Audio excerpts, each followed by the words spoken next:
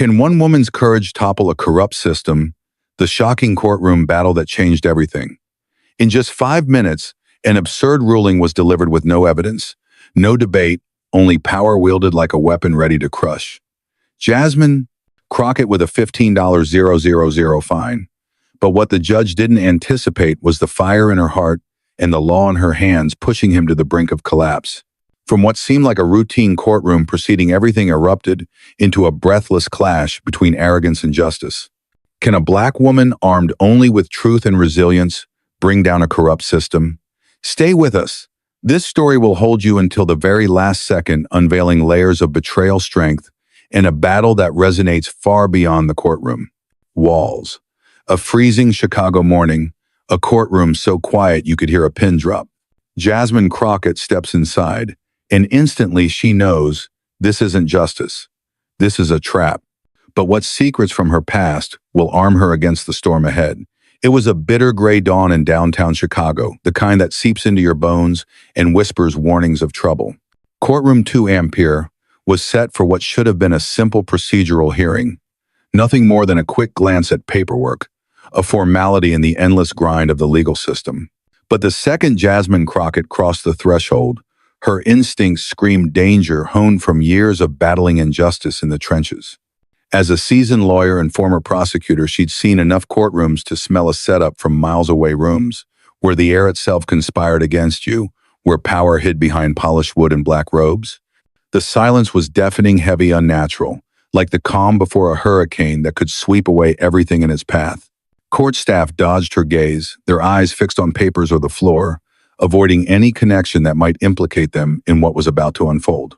Even the walls seemed to lean in, watching, waiting, as if the building itself was part of the conspiracy. Jasmine paused for a split second, her mind flashing back to her roots growing up in St. Louis, Missouri, where she'd learned early on that the law wasn't always blind, especially for a black woman like her. Graduating from the prestigious Mary Institute in St. Louis Country Day School, she'd fought her way through law school, becoming a public defender in Bowie County, Texas, where she took on cases no one else wanted defending the voiceless, against a system stacked against them. Later, she opened her own firm handling car accident lawsuits by day and pro bono work for Black Lives Matter, by night licensed to practice in Texas, Arkansas, and federal courts. Those experiences had taught her to read rooms like this one, where the tension wasn't accidental, but engineered. And now, as she walked forward her tailored suit, a shield against the chill, she wondered, was this trap set just for her, or was it a symptom of something much deeper, a rot in the justice system she'd sworn to uphold? Judge Richard Monroe sat high on his bench, a towering figure with a stern face etched from years of unchallenged authority, notorious for bulldozing cases, without hearing arguments, for turning hearings into one-man shows where verdicts flew like arrows from his lips. He didn't read files, he delivered verdicts, often with a cold efficiency that left lives shattered in his wake. His icy stare tracked Jasmine as she entered, not as a lawyer with rights and credentials, but as a problem to be erased, an obstacle in his path of absolute control. The air wasn't just tense, it was suffocating, controlled, laced with an invisible threat that made her pulse quicken. This wasn't a courtroom for justice, where evidence and arguments danced in balanced scales. It was a stage for power, a theater where Monroe played the unchallenged director and Jasmine had just walked into its jaws, unaware yet of how personal this battle would become. But as she took her seat, a quiet resolve stirred within her, memories of past victories against corrupt systems fueling her fire. Would this be another win, or the fight that tested her limits? A gavel, a cold voice, a $15,000 fine out of nowhere. No evidence, no debate, just a judge playing king. But Jasmine Crockett isn't here to bow. What hidden motive drives this sudden strike? Judge Monroe entered like a storm cloud rolling in, draining the room of breath with his mere presence, the door swinging shut behind him like a final seal on fate. No greetings, no pleasantries to ease the tension. He despised such weaknesses, viewing them as cracks in his armor of authority. He sat with deliberate force, tugged his robe sharply, as if sharpening a blade, and fixed his gaze ahead, eyes like steel, forged in countless unchallenged rulings. His voice sliced through the silence, low and clipped, carrying the weight of years spent bending the law to his will. This matter is settled. The defendant violated Code 22 Farad, The fine is $15,000 due now. That is my ruling. No preamble to soften the blow, no reasoning to justify the hammer fall, no process to pretend fairness, just a verdict dropped like a guillotine, swift and merciless, as if the case had been decided in some shadowy chamber long before the why. Doors opened to the public eye. Jasmine hadn't uttered a word, her mind racing to process the ambush, while her exterior remained composed, a skill perfected through high-stakes trials, where showing weakness could cost everything. Her files lay untouched on the table pages of meticulously prepared arguments, now seeming futile in the face of this tyranny. Her hands stayed steady, though her fingers tightened just a fraction, a subtle sign of the storm brewing inside a storm born from her history as a civil rights attorney, where she'd faced down similar abuses in cases for the marginalized, from Bowie County courtrooms to federal appeals. Across the room, even the prosecutor blinked in visible confusion, his brows furrowing as he shifted in his seat, as if he'd missed a crucial chapter in a book he thought he knew by heart. No one had seen this coming, because there was nothing to see, no arguments presented, no evidence weighed, not even the usual formalities that gave the illusion of due process. It was a legal ambush, cold and calculated, designed to catch her off guard and force submission. Jasmine was meant to take the hit nod in defeated compliance and limp away, her reputation scarred and her wallet lighter, a warning to any who dared challenge the status quo. She didn't. Instead, she rose halfway from her chair, her posture impeccable, drawing on the resilience that had carried her through years of defending Black Lives Matter activists. Pro bono cases where the system tried to silence voices, much like hers. Her voice emerged, measured but firm, cutting through the oppressive air like a lifeline. Your Honor, with all respect, we haven't even started. I haven't presented a single argument. The words hung there, a challenge veiled in courtesy, but Monroe's eyes narrowed, not with thoughtful reconsideration, but with raw irritation, as if she dared interrupt his carefully scripted performance. He leaned slightly, his face hardening, and snapped back, his tone sharp enough to cut through flesh. No arguments are needed, the words laced with a venom that revealed more than he intended. You broke the code. It's not open for discussion. His response wasn't just dismissive, they were meant to wound, to silence her once and for all, to send a chilling message that rippled through the room: sit down, stay quiet, or pay the price in humiliation and defeat. But as the echo of his words faded, Jasmine felt a familiar spark ignite, the same one that had driven her to open her own law firm after years as a public defender, where she'd seen too many innocents crushed by unchecked power. Was this the breaking point or the beginning of her counterattack? A judge wants her silent, a system wants her broken. But Jasmine Crockett has a weapon sharper than any gavel, the law itself. Will she dare to wield it? And what personal demons from her past will fuel her stand? Jasmine didn't flinch, her resolve hardening like steel under pressure, a trait forged in the fires of her early career as a public defender in Bowie County, where she'd stared down prosecutors and judges who saw her clients as statistics rather than people. No raised voice to match his thunder, no flicker of panic to betray her inner turmoil. She stood tall, hands clasped in front of her with deliberate calm, every move deliberate and calculated, her heart pounding beneath her crisp blazer, but her face a mask of unyielding calm that masked the whirlwind of thoughts racing through her mind. Years as a prosecutor had taught her this invaluable lesson: in a courtroom where power is twisted into a weapon, restraint is a blade sharper than any outburst, a tool she'd used time and again in federal courts where she argued for civil rights, defending those marginalized by race and poverty. She took a slow, deliberate breath, drawing oxygen like fuel for the fight ahead, and spoke, her voice clear as a bell, ringing through the fog of intimidation. Your Honor, with utmost respect, I formally request the right to present my defense. Due process demands I be heard. Monroe didn't budge an inch, his eyes tightening into slits of disdain, his jaw locked in a vice of stubborn authority, as if her words were an insult to his throne, a direct affront to the empire he'd built on swift judgments and silenced voice.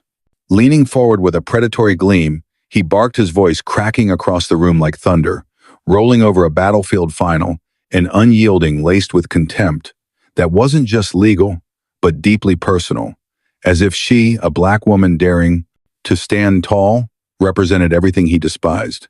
Miss Crockett, this is not your platform. This is my courtroom, and I won't tolerate grandstanding or delays.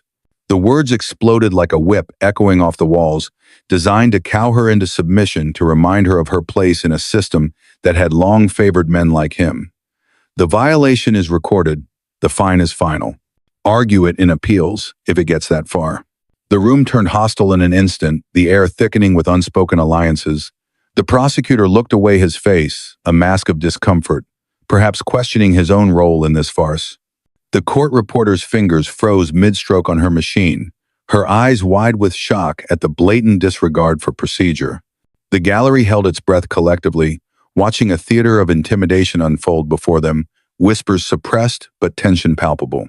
Jasmine was the target, the focal point of this orchestrated assault, but she didn't waver, standing like a steadfast anchor amid the undercurrents of power, her mind racing with strategies drawn from her time defending civil rights cases. This wasn't about a code violation anymore. It was about her presence as a force in advocacy, her strength forged from pro bono work for Black Lives Matter, her refusal to bend in a world that demanded submission. Monroe wasn't judging the law. He was judging her, trying to strip her voice, her power, one ruling at a time, perhaps driven by whispers of her influence threatening his reign. The judge isn't here for justice. He's here to dominate. Jasmine sees through the game, but can she turn the trap against him? What if this isn't just about one fine, but a vendetta, years in the making? Jasmine felt the weight of the room shift, like a tectonic plate grinding beneath her feet, the pressure building to an almost unbearable level. Her senses heightened from years of navigating hostile environments as a civil rights attorney. This wasn't a hearing in the traditional sense. It was an execution of control, a meticulously planned takedown where every element conspired to break her spirit. Monroe's voice deep and resonant with years of unchallenged command, his posture rigid like a statue of authority, his refusal to let her speak, even a single word in defense. It all screamed one undeniable truth.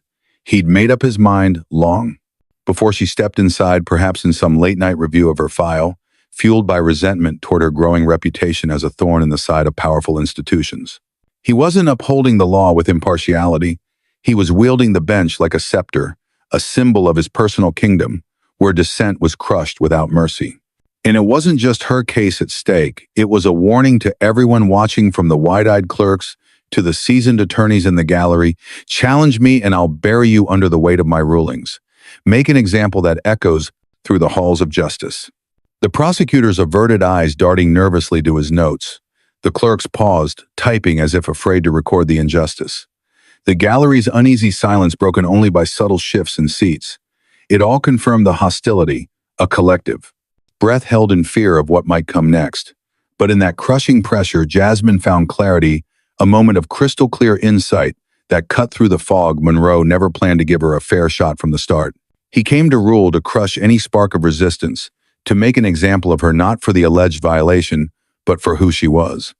A Black woman, confident and unyielding, with a track record of taking on systems like this one in her pro bono work for marginalized communities. She didn't sit down, refusing to yield even an inch her stance, a silent rebellion that spoke volumes. Her voice dropped steady and sharp like a surgeon's scalpel. Then we proceed on the record, Your Honor. Every word, every step. The words were calm, but they carried the weight of her entire career. The civil rights cases where she'd exposed police brutality, the federal arguments where she'd won against odds, stacked higher than this bench. If the law wouldn't shield her today, the truth would etched into the transcripts for appeals courts to dissect. Every injustice needs a witness, and Jasmine was ready to be hers, drawing on the resilience that had seen her through controversies in Texas state legislatures, where she'd fought for reform as a representative before ascending to Congress.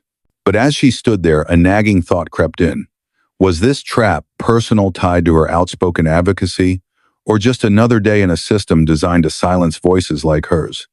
The answer might determine not just the outcome of this hearing, but the trajectory of her fight against corruption.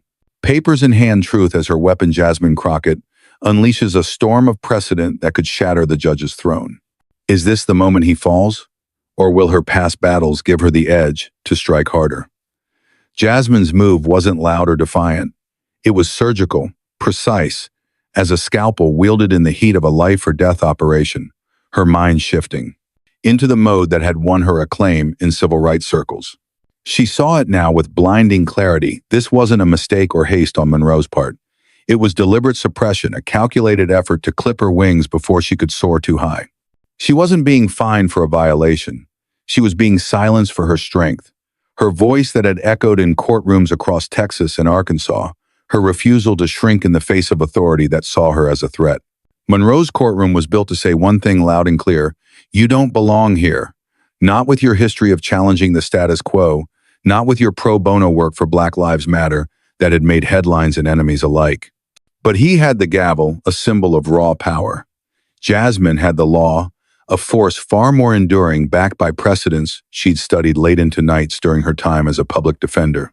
The air shifted, palpably charged with electricity, as if the room itself sensed the turning tide. The silence wasn't deference anymore, it was anticipation, the hush before a storm breaks and washes away the old order. She spread her documents on the table like a general laying out a battle plan on a war map, each page marked with highlights, annotations from her own cases, studied and ready for this exact confrontation. Your Honor, she said, voice steady as steel tempered in fire, we're going to talk about precedent. Because what you're doing, it's already been judged, and it didn't stand. But let me ask, how many times has this court ignored such rulings before? She lifted the first page with deliberate slowness, letting the paper rustle like a warning shot. Sullivan versus State of Illinois, 2017 asterisk. A fine issued under a local code with no photos to capture the alleged infraction, no reports to detail it, no sworn statements to verify, just an officer's word, a chilling parallel to her own case. The case went to appeal, and the court ruled it unconstitutional, reversing the fine entirely in a decision that set a powerful legal precedent shaping future interpretations of due process across the state. She quoted slowly, her voice rising slightly for emphasis, "Where there is no evidence, there is no enforcement. Due process demands more than guesses." The words hung heavy, a direct mirror to Monroe's actions, and Jasmine paused, letting them sink in her eyes, scanning the room for reactions. The prosecutor's subtle nod, the gallery's hushed murmurs. She flipped to the next with a flick of her wrist, building momentum. Henderson v. City of St. Petersburg, 2019 asterisk. Another fine based solely on an officer's fleeting glance, no photos to timestamp the moment, no records to substantiate, leaving the accused defenseless. The city called it standard procedure, a routine enforcement. The court called it void, unconstitutional at its core, sparking a wave of community activism that pressured local governments to overhaul their enforcement practices. Administrative power doesn't exist in a vacuum, she read aloud, her tone gaining intensity. Fines must rest on verifiable facts, or they're unconstitutional. She locked eyes with Monroe, letting the words sink in like arrows finding their mark. That ruling held at every level, from local appeals to federal oversight, its impact felt in neighborhoods where residents rallied for change.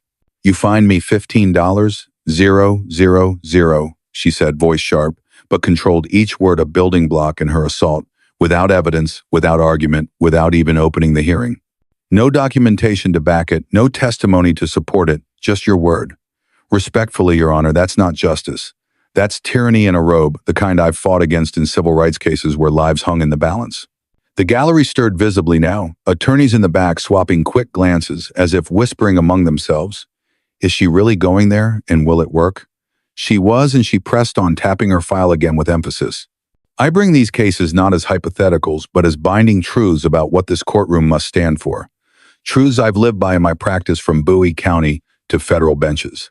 When a judge ignores process, silences defense and rules, without proof they aren't interpreting the law. They're breaking it. And I won't let that pass quietly."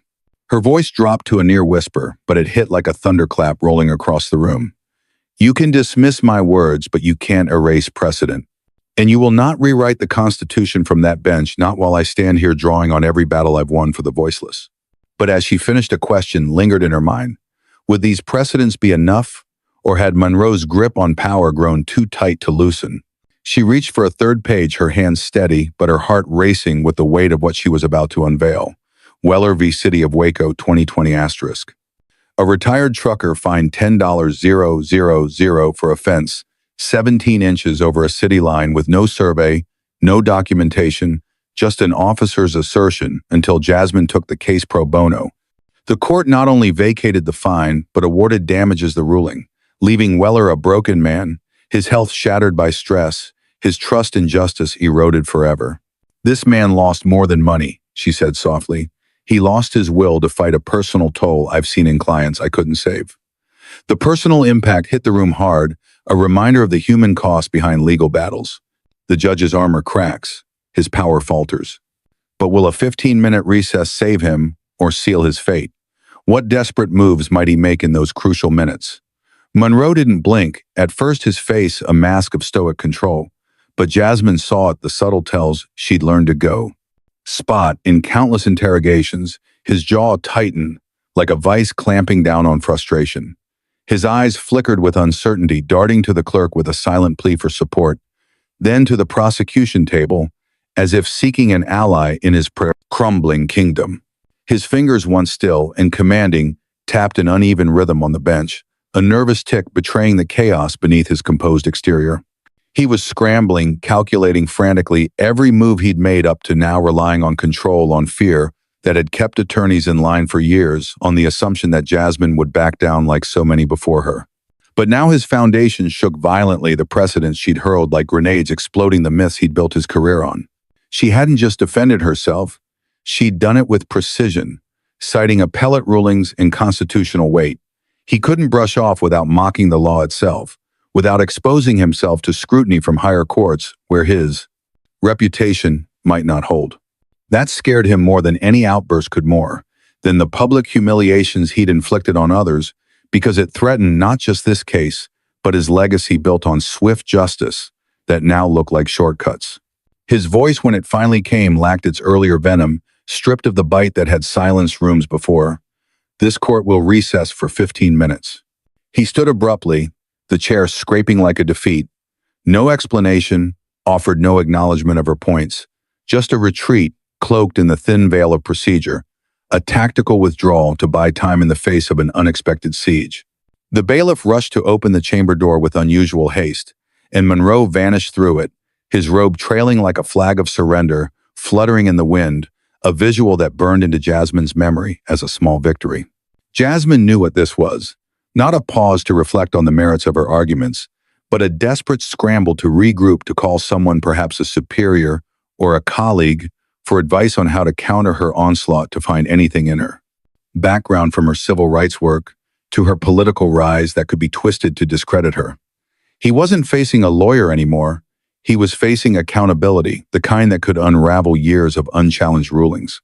The clerk looked, rattled eyes flickering toward Jasmine, but never holding, as if afraid to align with the underdog.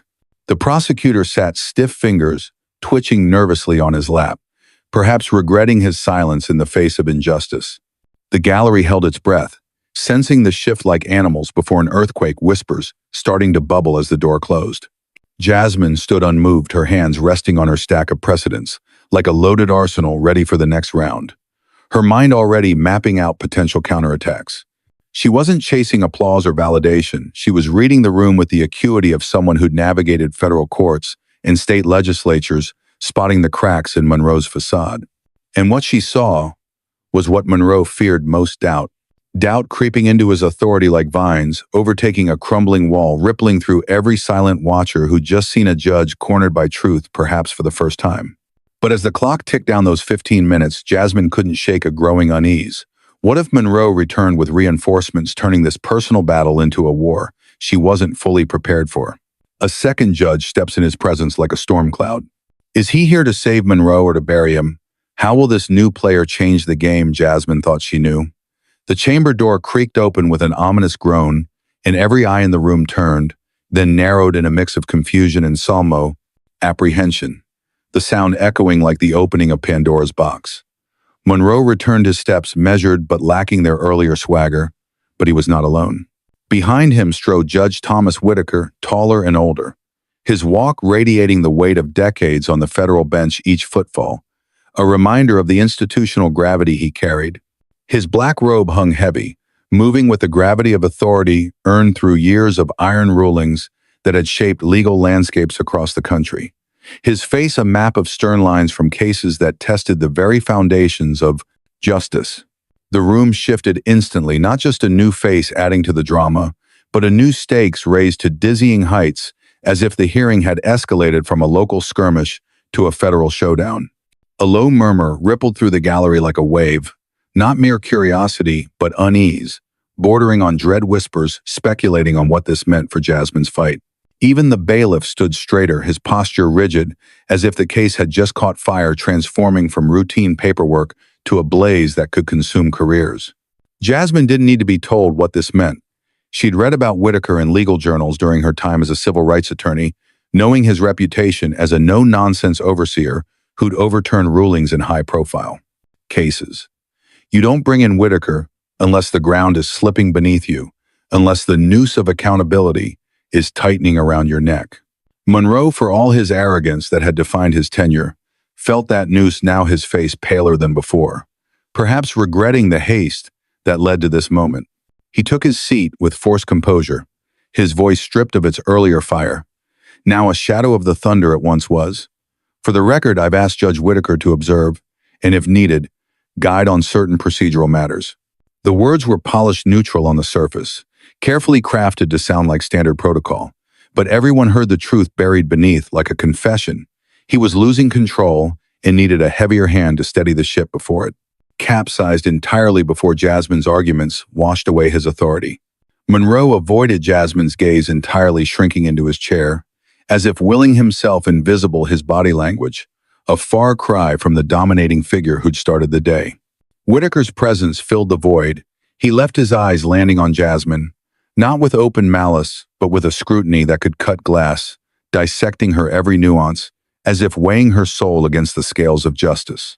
A former appellate judge turned federal overseer, Whitaker was known for his intellect that could unravel complex arguments, his ruthlessness in review that had ended careers, and his unyielding sense of order that brooked no chaos.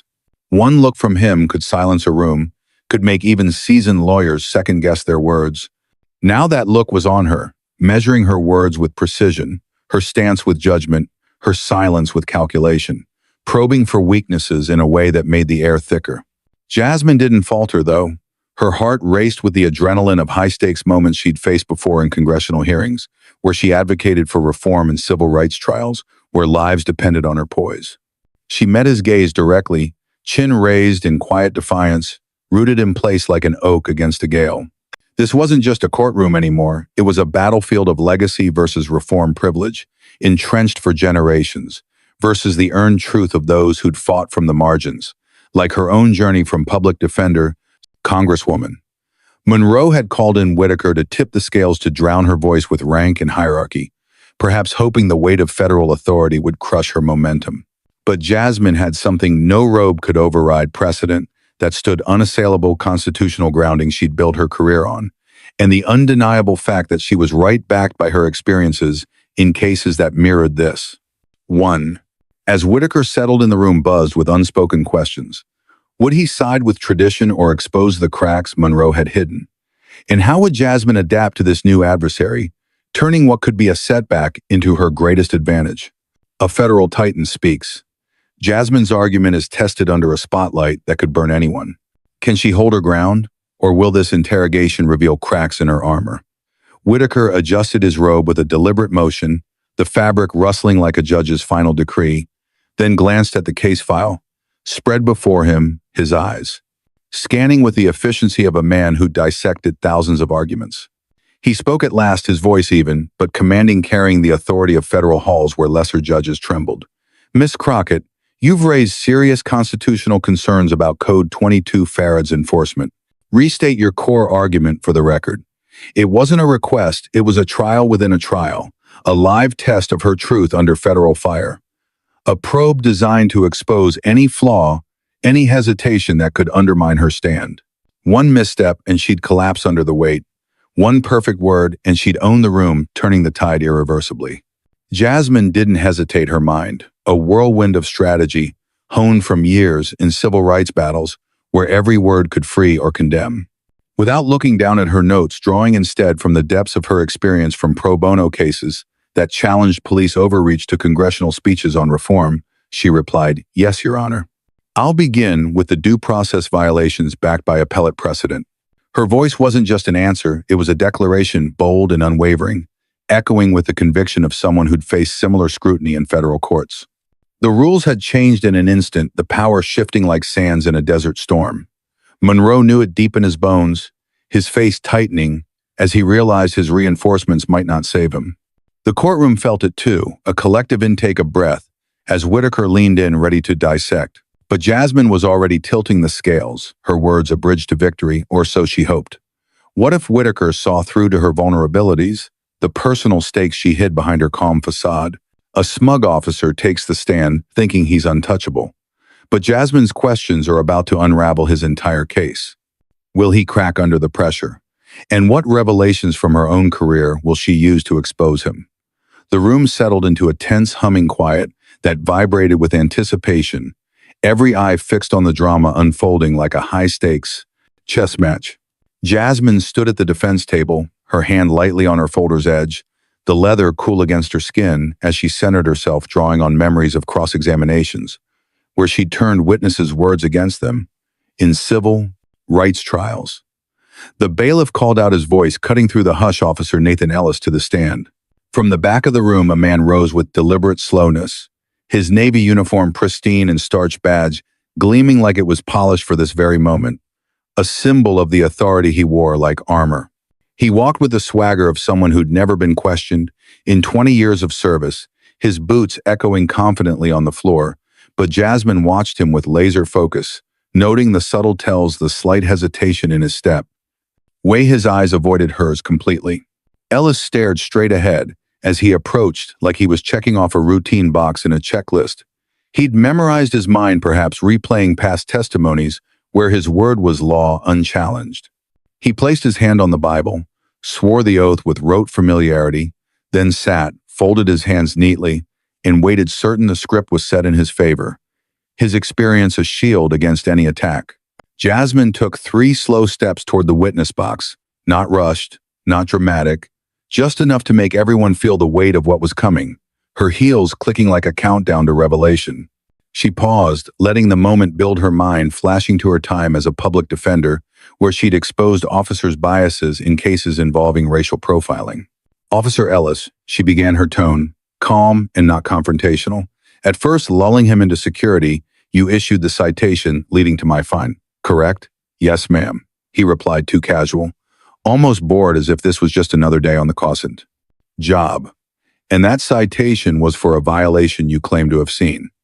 That's right, she nodded slightly, her expression neutral, but her eyes sharp. Let's unpack that. Did you take any photographs to document the alleged violation? No, ma'am, he said, shaking his head dismissively. Didn't need to, my eyes don't lie. Her voice stayed even, but the room's temperature dropped noticeably, a chill, spreading as whispers stirred in the gallery. Did you write a detailed report to outline what you observed? A diagram sketching the scene, a witness statement from anyone nearby, a time-stamped image from a city camera to verify the time, none required? Ellis said with a shrug, his confidence still intact, but a hint of defensiveness creeping in. Was anyone else there when you saw this violation, someone who could corroborate your account? I was alone, he admitted, his tone flat, but his fingers tightening slightly on the stand. Jasmine paused, deliberately turning slightly to the gallery and bench, letting the admissions hang like damning evidence. So to be clear, you issued a $15,000 fine based solely on your personal judgment. No photos to capture the moment, no report to detail it, no third-party verification to support it, no documentation at all to prove it happened as you say. Yes, he said, irritation creeping in now, his voice rising just a fraction. I've been doing this 20 years. I know a violation when I see one. Experience doesn't lie. There, it was arrogance. Bubbling to the surface, the belief that experience trumped evidence, a mindset. Jasmine had battled in countless cases as a civil rights lawyer where officers' gut feelings led to wrongful arrests of Black individuals. Her lips curved into a faint, controlled smile, calculated to unsettle him. I'm sure you do, officer, she said, her tone smooth but edged with steel, like a blade hidden in velvet. But we're not here for your instincts or your impressive tenure. We're here for evidence, hard, verifiable proof that stands up in court, the kind I've demanded in federal cases where lives were on the line. Ellis shifted in his seat, just enough to show a crack in his confidence. his uniform suddenly seeming less like armor and more like a target. She stepped closer, closing the distance psychologically. Do you believe your opinion without any proof to back it can override a citizen's due process rights in a federal court? Rights I've fought to protect in pro bono work for the vulnerable. His brow furrowed, a flash of doubt crossing his face. I believe my experience lets me make sound calls in the field, calls that keep the public safe. Calls, yes, Jasmine said, her voice cooling like ice forming over water. But fines, penalties, legal consequences that carry constitutional weight that can ruin lives, as I've seen in my own cases. She turned to the bench with purpose. Your Honors, this isn't enforcement, it's assumption, pure and simple. Officer Ellis didn't witness a crime. He interpreted one and called it law, much like the biases I've exposed in racial profiling suits. She faced Ellis again, her gaze piercing. Can you point to anything in the citation file, anything at all that counts as verifiable evidence, something a court could examine beyond your word? No, ma'am, he said, quieter now, his voice losing its edge as the room's eyes bored on him. Jasmine let the silence hang heavy, an accusatory speaking louder than words, every second amplifying his admission. Every eye was on her, the gallery leaning forward in rapt attention. Turning to the bench, her tone sharpened like a honed edge. Your Honor, Whitaker, Your Honor, Monroe. This officer just admitted under oath that his case rests on subjective judgment, not probable cause, not measurable fact, just a feeling. Yet a $15,000 fine was imposed, not on proof, but on one man's whim, the kind of whim that has destroyed communities in cases I've handled. Whitaker leaned forward, fingers steepled in contemplation, his silence no longer neutral, but charged with interest. Jasmine pressed on, voice low but piercing through the tension. This isn't about Officer Ellis personally. It's about the standard we allow in this court, a standard I've upheld in my career, from Bowie County to Congress. If a fine can stand without a shred of evidence, every citizen is one bad day away from ruin, financially, emotionally, systematically. What Ellis calls enforcement, the Constitution calls arbitrary, and the courts, they call it unconstitutional, as I've argued in federal appeals. She scanned the gallery, some faces stunned in disbelief, others shaken to their core, young attorneys in the back, wide-eyed, as if watching power itself unravel before them, inspired perhaps by her unyielding stance. Then to Ellis, with finality. Final question. If someone challenges your citation, like now, what evidence would you offer this court to support your decision beyond your training? Ellis hesitated, swallowed hard, looked to the judges for salvation, then to her with a flicker of defeat. I'd say I acted within my training and experience. That's all I need. Noted, Jasmine said, voice sharp, as a blade slicing through pretense. So we're left with this, a $15,000 punishment based on one man's memory, with zero proof and no oversight. What you call a citation, officer, is just your opinion. In a uniform, a fine dressed in belief, the kind that has no place in a court of law. The silence that followed was electric, alive with the crackle of revelation. The state's case not just weak, but utterly empty, exposed for the sham it was. Jasmine stepped back, not in retreat, but in finality, her point landing like a knockout blow. The system that tried to crush her now sat exposed, bare, the gallery buzzing with unspoken awe. But as the weight settled, Jasmine wondered, would this unraveling be enough to force change? Or was the system too deeply entrenched? Jasmine's fight isn't just hers. Behind her stand countless others crushed by a system that thrives on silence. Can she speak for them all? And what untold stories from her own life will she reveal to drive the point home? Jasmine turned to the bench with measured grace, her hand resting on her open folder, now a weapon loaded with truth and the weight of lives she'd touched in her career, her eyes meeting Whitaker's and Monroe's in turn. Her voice softened, but it carried a weight that made everyone lean in, hanging on her words, as if they held the key to unlocking a hidden door. Your Honors, you've heard the precedents that bind this court, the procedural failures that undermine it. But this isn't about paper anymore, not about abstract laws scrawled in dusty books. It's about people, real people who never got to stand here, who were crushed by a system that didn't need proof to destroy them, just like it tried with me today. People whose stories mirror the battles I've fought as a civil rights attorney, where silence was the greatest enemy.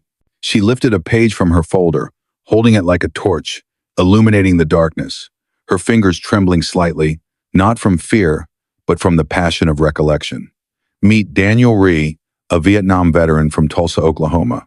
He came home from the war with shrapnel embedded in his leg scars that ran deeper than skin and a dream burning in his gut to run his own repair shop, a place where he could fix what was broken just like he tried to fix himself.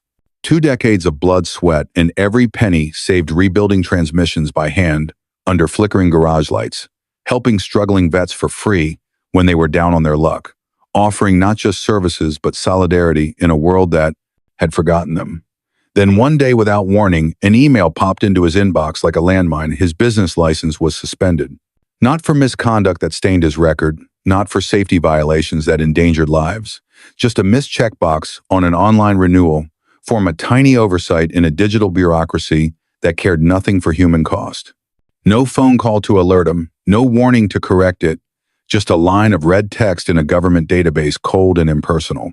She paused, letting the silence bite deep the judge's pen, hovering motionless above his notes, the gallery frozen in rapt attention, perhaps imagining their own lives derailed by such whims. He tried to appeal, pouring his dwindling savings into letters and calls, but no one listened. The system had auto-flagged his file like a machine without a soul.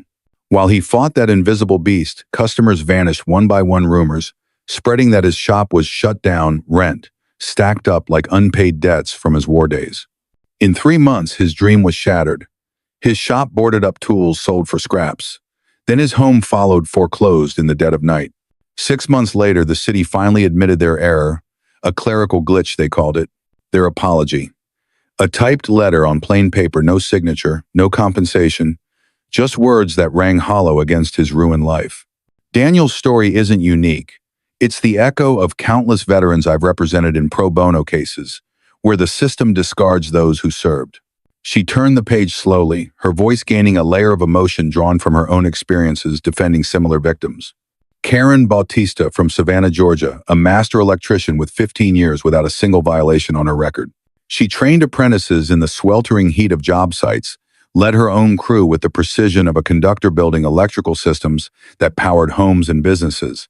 Then the city changed its licensing codes overnight, quietly without fanfare or explanation.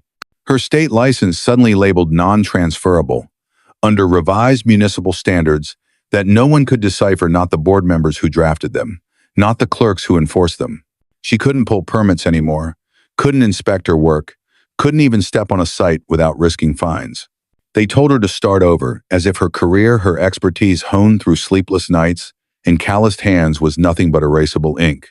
She fought it tooth and nail, asking for clarity in meetings that went nowhere, even filing public records requests that were denied with a stamp, saying the policy was internal, a black box of bureaucracy. Jasmine's breath steadied, but her voice cut deeper now, infused with the fire from her congressional advocacy for workers' rights. She lost her crew one by one, loyal workers scattering to other jobs. Her contracts dried up like rivers in drought. Her home followed, sold to pay debts that mounted like accusations. She eventually moved to Florida to rebuild from scratch, leaving behind not just her name, but her identity as a trailblazer in a male-dominated field.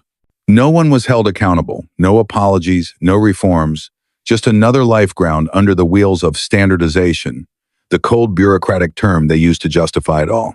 Karen's plight reminds me of the women I've defended in discrimination cases, where invisible barriers crush dreams without mercy. And James Weller, 62, a retired long-haul trucker from outside Waco, Texas. He used his modest pension to buy a small piece of land, a slice of the American dream he'd chased across highways for decades. With his own 2 hands calloused from years gripping steering wheels, he built a cedar fence around it, post by post, nail by nail, a boundary for his peace. But it was 17 inches over an invisible city property line, 17 inches, a margin smaller than a child's step. The city said he was encroaching on public land and fined him over $10,000, a sum that might as well have been $1 million to a man on fixed income.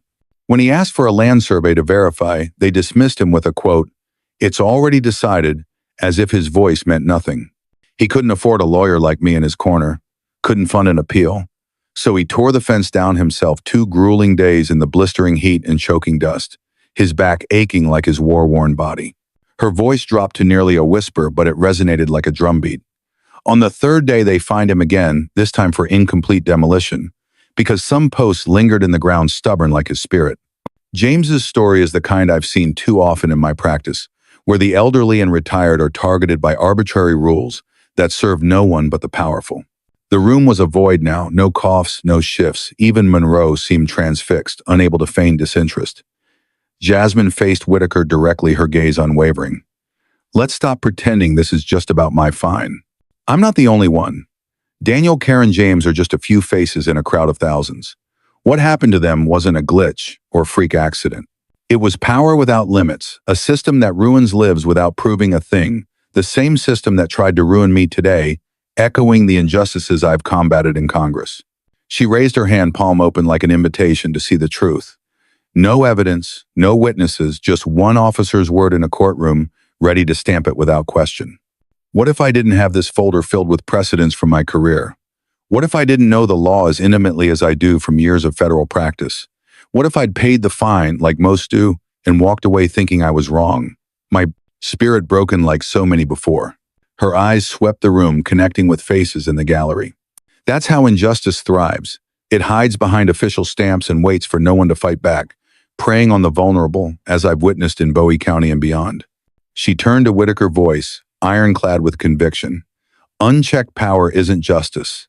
It's a loaded gun in the hands of those who forget who they serve, who they're meant to protect. Then the line that shook the room to its core. Power that answers to no one doesn't protect people. It hunts them quietly, relentlessly, until it knocks on your door and there's no one left to stand with you. The silence was deafening, unbreakable, a vacuum where her words echoed endlessly. Nothing more could be said, but Jasmine knew these stories weren't just anecdotes. They were ammunition drawn from her life's work to dismantle the system one revelation at a time. The judge fights to save his throne. But when a federal giant speaks, will his words bury Monroe for good? What final twist will seal the fate of this explosive hearing? Monroe stared at Jasmine for what felt like an eternity, his lips tight in a thin line of suppressed fury, his fingers twitching against the bench as if grasping for the control slipping from his grasp. He was cornered, and he knew it, deep in his gut, the realization dawning like a bitter dawn after a night of overconfidence. After a long, agonizing pause where the room seemed to hold its collective breath, he spoke, his voice cold but brittle, cracking under the strain. This court retains its right to judicial discretion. We don't bow to every argument just because it's loud or passionately delivered. His tone was firm but hollow, a last grasp at control that rang false even to his own ears, a desperate swing from a man whose empire was crumbling before witnesses.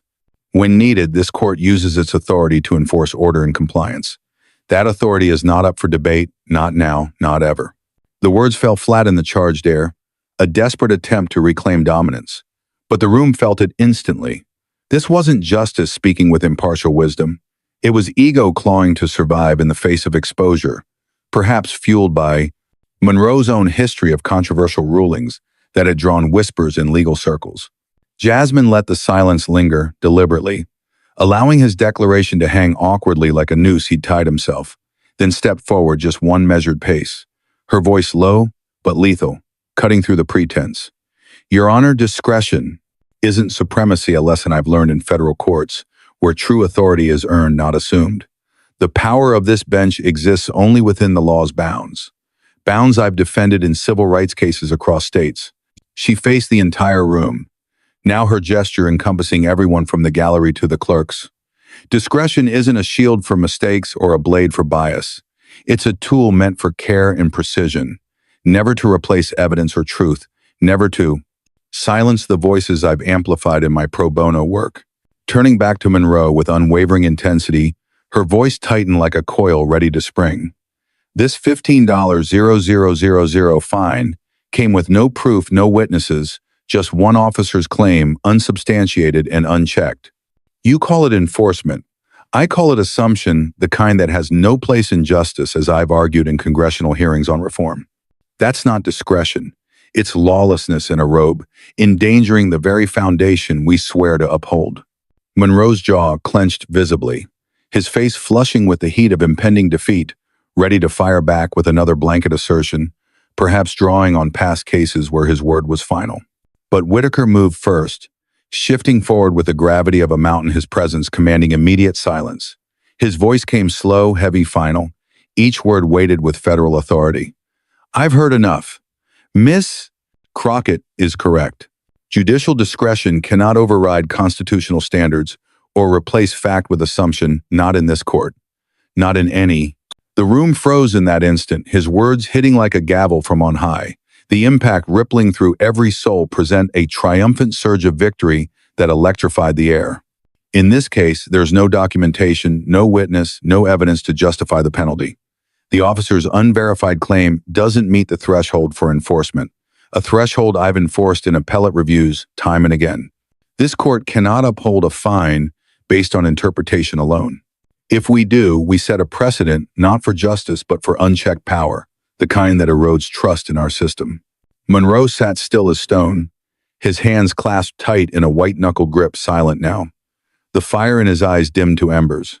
He couldn't speak. There was nothing left to say that wouldn't dig his grave deeper, that wouldn't expose him further to the scrutiny Whitaker represented. After an agonizing pause so long, it bordered on torture. The air thick with unspoken judgments, he leaned forward slightly, his voice thin and forced, brittle like glass on the verge of shattering. This court finds insufficient evidence to sustain the penalty under Code 22 Farad. The fine is vacated, the charge is dismissed. The words hung in the air, a stark acknowledgement of defeat, an admission of overreach that forced the system to bend because one woman refused to break her resolve, echoing her congressional fights for accountability, a moment of awakening that stirred the room to a new consciousness. A judge humbled, a system exposed. Jasmine's victory isn't just hers, it's a spark that could burn the whole system down. But how far will the flames spread, and who else will feel the heat? The gallery sat stunned, frozen in a tableau of disbelief and awe, eyes wide as the reality sank in like a stone in still water. The prosecutor was motionless, his hands folded tightly in his lap, eyes downcast as if avoiding the wreckage of his own complicity. No one spoke, but everyone knew deep in their bones. Jasmine hadn't just won a case. She'd exposed a rot that had festered for years, a cancer in the heart of justice that Monroe had embodied. She walked into a courtroom stacked against her time, ticking like a bomb power, wielded like a club reputation as a civil rights firebrand, used as ammunition, and torn apart brick by brick with truth, law, and clarity, unmatched drawing on her experiences from public defender days to congressional battles where she called out similar abuses. Monroe, who began the day as king of his domain, now sat quiet and diminished, outranked by Whitaker's authority, out-argued by Jasmine's precision. His silence screaming louder than any ruling he'd ever issued. The court didn't side with Jasmine. It surrendered to her refusal to be erased, to her unyielding demand for accountability that echoed her pro bono work for the marginalized. This wasn't a fine dismissed in a clerical afterthought. It was a system reminded of its purpose, forced to confront the mirror Jasmine held up, revealing the ugly truths hidden behind robes and rituals. The room's silence was profound, the hum of lights pausing in reverence, as if the building itself acknowledged the shift. A routine hearing transformed into a crucible of power, prejudice, and truth, where legacies were forged and broken. Monroe's authority, once untouchable and feared, had crumbled like a house of cards in a gale, his rulings now under scrutiny that could ripple through his career. Jasmine's relentless pursuit of justice had shifted the scales, not just for her, but for every silenced voice in the gallery and beyond, inspiring whispers of change among the young attorneys, watching, perhaps igniting their own fires against injustice. But as the weight settled, questions lingered. Would this victory spark reforms, or would the system close ranks, making her a target for future battles? The awakening spread a call to every legal mind present to rethink their role in this fragile system. The judge whispers a confession. Jasmine walks away unbroken. But is this the end or the start of a revolution? What unseen forces will her triumph unleash after an eternity of stillness that stretched like a taut wire ready to snap?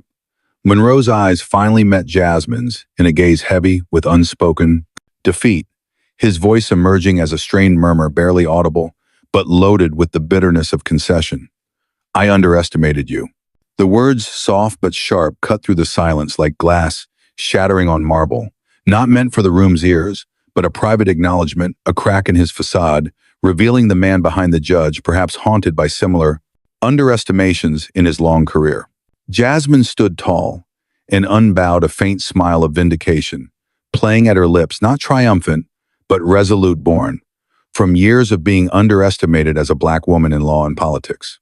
"You're not the first, sir," she replied softly, her voice carrying a calm defiance that resonated with every person present, echoing through the chamber like a promise of more to come. A echo of her congressional speeches where she'd called out doubters. The dynamic had shifted forever in that brief exchange. The weight of unchecked power lifted just a fraction, replaced by a dawning truth that justice demands accountability.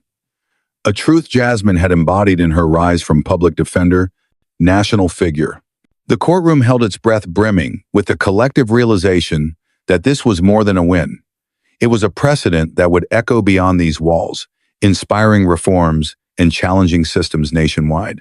Without another word, Jasmine turned away from the bench. Each step she took down the polished marble aisle, measured and resounding, the rhythmic click of her heels, punctuating the beat of a quiet revolution, each one a testament to the bench. In countless hours of preparation, the battles fought in smaller rooms, from Bowie County to Washington, D.C., the courage summoned when injustice threatened to crush the spirit of the vulnerable.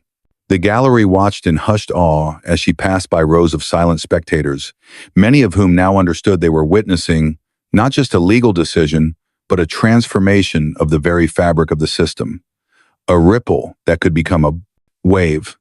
Her steady march was a silent declaration that even when power is misused and the scales of justice are tipped by unchecked authority, the voice of truth can still rise to reclaim what is rightfully ours, as Jasmine had done time and again in her career. Outside the corridors of the courthouse echoed with the sound of her footsteps, a sound that carried far beyond the immediate realm of legal proceedings, resonating like a call to arms. The daylight that spilled through the grand entrance seemed almost symbolic, a metaphor for transparency and hope, breaking through the murk of corruption and hidden abuses, illuminating the path forward. As Jasmine reached the heavy oak doors, she paused momentarily, her hand on the handle. With a final backward glance, she observed the room where Monroe's defeat was etched in every furrow of his brow and in every silent nod of agreement from those who had dared to stand with her, perhaps inspired to carry the fight onward. In that fleeting moment, the eyes of every person in the room, from the junior clerks dreaming of their own stands to the seasoned lawyers reevaluating their complacency, bore witness to a truth that could no longer be denied. The law was not a tool for oppression, but a shield for the people, a principle Jasmine had lived by in her pro bono work and political advocacy. The door creaked open, and with one final resolute step, Jasmine emerged into the courtyard, bathed in soft, forgiving light, the hum of the world outside, resuming as if acknowledging the significance of what had just occurred, but within her. And the victory was complex. It was not a triumph celebrated with cheers or accolades, but a precedent etched into the annals of this courtroom and destined to influence every future case where power threatened to overwhelm justice. The injustice she had faced was not unique. It was systemic, rooted in a culture of unchecked authority that had long oppressed the voices of the marginalized, from the streets of St. Louis to the halls of Congress. Yet by standing her ground and demanding accountability, she had carved a path for change, a path lit by her unyielding resolve. Her actions today were a reminder that true power lies not in the ability to silence dissent, but in the courage to confront it head-on, a lesson she'd learned through controversies that tested her mettle. Every detail of the day would be remembered: the cold, calculated tone of Monroe's ruling, the palpable tension that had filled every corner of the room, and the way the gallery had collectively held its breath as the final verdict was announced. Those moments, seemingly small yet infinitely significant, were the sparks that could ignite a broader movement for justice, a movement Jasmine had unknowingly led. One courtroom, one woman, one spark. Jasmine's fight ignites a fire that's spreading across the nation. Can it burn away centuries of injustice? And what role will her congressional platform play in fanning the flames? In the weeks after Jasmine's triumph, a wave of change surged through cities nationwide, like a tidal force reshaping coastlines. Municipal offices, long shielded by unchecked power, suddenly facing a reckoning they could no longer ignore. These bastions of bureaucracy, where fines were issued with the ease of rubber stamps, were now under siege by inquiries and audits inspired by her stand. In a small Midwestern town, far from the Chicago spotlight, a local lawyer's probe into a similar $15,000 fine levied without a shred of evidence uncovered, hundreds more lurking in dusty records, all based on an officer's word, alone echoing the very injustice Jasmine had dismantled. City by city, from the bustling streets of New York to the quiet suburbs of Texas, records were cracked open like sealed vaults, revealing a staggering truth. Thousands of citizens had been crushed by fines with no evidence, no witnesses, no proof, their lives upended by whims that masqueraded as law. Public outrage grew exponentially. As the scope of the failure emerged, stories pouring out like floodwaters. Business owners bankrupted, overnight families displaced by mounting debts, veterans like Daniel reliving their traumas through bureaucratic indifference. These weren't isolated errors or minor glitches in the machine. They were a system built to prey on the vulnerable, designed with loopholes that allowed power to run rampant without accountability. Government scrambled under the relentless scrutiny, officials holding press conferences in packed halls, forced to explain how penalties were issued on whim alone, their defenses crumbling like sandcastles against the tide of public demand for transparency and reform. The narrative shifted dramatically from isolated mistakes to a national crisis of administrative abuse headlines, screaming across networks, social media ablaze with hashtags inspired by Jasmine's fight. Jasmine's case became the spark that lit the fire, cited by scholars in ivory towers and activists on the streets alike, standing as a landmark moment in administrative law. A irrefutable proof that one voice amplified by courage dismantle unchecked power and force introspection. Cities began auditing their records with unprecedented urgency. Hundreds of fines were overturned when no evidence was found. Families receiving restitution checks that, while late, symbolized a crack in the armor. In boardrooms filled with tense executives and council meetings overflowing with citizens, officials faced a hard, unavoidable truth. A system that punishes without proof is broken and dangerous, corrosive to the trust that holds society together. Grassroots groups rose like phoenixes from the ashes of injustice, organizing rallies in city squares and online petitions that garnered millions of signatures demanding evidence-based enforcement and accountability for officers' whims that had ruined lives. Protests filled public forums, voices united in chants for transparency, vowing no one would suffer arbitrary penalties again, drawing inspiration from Jasmine's unyielding stance. Her victory wasn't just hers. It was a beacon for every citizen crushed by bureaucracy, a promise that accountability could force even the mightiest systems to bend, perhaps leveraging her position in Congress to push for federal oversight that could prevent such abuses nationwide. The nation watches riveted as Jasmine's story floods the airwaves. Her fight is no longer hers alone, it's a call to arms for justice. But how will the media's glare amplify the change, and what backlash might it provoke? The media seized the story with voracious hunger, casting a spotlight on the reforms unfolding that burned brighter than any courtroom drama.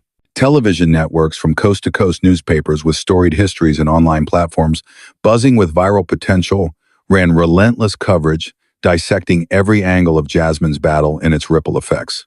60 Minutes aired a searing segment that gripped millions, interviewing victims of baseless fines, business owners who'd lost empires built from scratch, veterans haunted by new wars against bureaucracy, everyday people whose lives were shattered by unproven penalties that drained savings and dreams alike. Their raw stories of lost dreams and financial ruin struck a chord nationwide, exposing the human cost of a broken system in vivid, heartbreaking detail, tears streaming as they recounted the pervasive sense of helplessness. Reporters dug up damning numbers with investigative zeal.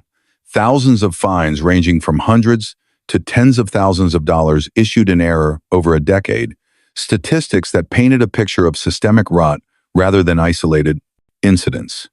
Each story hammered home the truth. This wasn't a glitch in the matrix, it was systemic failure, a deliberate design flaw that favored power over people. The public was glued to screens and feeds, outrage building like a pressure cooker, and pressure mounted on officials to justify and fix the flawed processes. The congressional hearings called in response, perhaps with Jasmine herself testifying, to push for nationwide change. Jasmine's fight became a cornerstone of American justice, woven into the fabric of legal education and public discourse. Law schools across the country wove her arguments into their curricula training new generations of attorneys to champion due process. With the same fervor she displayed case studies dissecting her cross-examination and precedent. Use. Conferences buzzed with calls for stricter oversight panels, debating the implications for municipal enforcement policymakers, citing her case to overhaul outdated systems that had lingered too long. Her resolve turned a personal battle into a national crusade, ensuring every citizen was shielded from power's misuse. Her congressional role amplifying the message to halls of power, where real change could be legislated. One woman's courage rewrote history. But Jasmine's fight isn't over. It's a promise to every silenced voice that justice will prevail. What legacy will she build next in the halls of Congress? Jasmine Crockett didn't just win a case. She reshaped a nation, her victory rippling outward, like stones thrown into a still pond, creating waves that touch shores far and wide. Her triumph wasn't measured in cheers or fleeting headlines, but in lives changed and fines overturned that restored dignity to the downtrodden, in systems forced to face their flaws and evolve under the glare of accountability. Communities once silenced by bureaucracy found their voices amplified rallies and reforms, sprouting like seeds in fertile soil. The promise of fairness taking root in policies rewritten to prioritize evidence over assumption. Her legacy lives in the daily lives of people, no longer fearing arbitrary punishment in the law student. Inspired to fight similar battles, the citizen demanding accountability at town halls, the official rethinking unchecked power in quiet moments of reflection. Jasmine showed that the law, when wielded with truth and unyielding resolve, is a shield for the vulnerable, not a weapon for the mighty. A principle she'd carry forward in her congressional work. The road ahead is long and winding, fraught with new challenges. But her precedent stands firm, a reminder that even the smallest voice rooted in courage can echo loud enough to change a nation. Her silhouette fading into the courthouse's soft light left an indelible mark, a vow that no one is above the law and justice when fought for. With the passion she embodied, will always find a way, perhaps leading to federal legislation that cements her impact forever. This isn't just a story, it's a movement. Will you stand with Jasmine and fight for a fairer world? What part will you play in keeping the momentum alive? Thank you for staying with us through this incredible journey. Jasmine's fight is a call to action for us all. Like, subscribe, and hit that notification bell so you never miss what's next. Share your thoughts in the comments. What moved you most about this story? Together, our voices can keep the fire of justice burning.